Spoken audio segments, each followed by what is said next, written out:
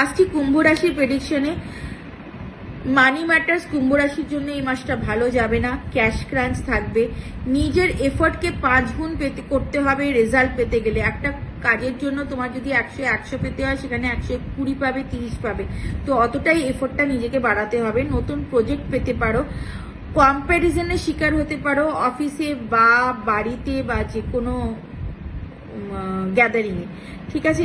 Complain প্রচুর আসবে, শত্রুতা প্রচুর ফেস করতে হবে। স্বামী বা স্ত্রী কমপ্লেন করতে পারে for not spending time with each other, ঠিক আছে।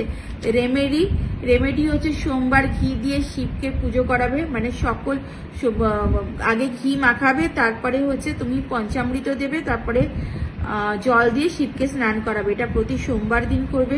সকালে মাথার কাছে গ্লাসে জল ভর্তি করে রেখে দেবে এবং সকালবেলা গিয়ে ওই মানে ভর্তি গ্লাসে ভর্তি জলটা নিয়ে গিয়ে গাছের গোড়ায় দিয়ে দেবে। স্নে ডগকে দুধ রুটি খেতে দেবে।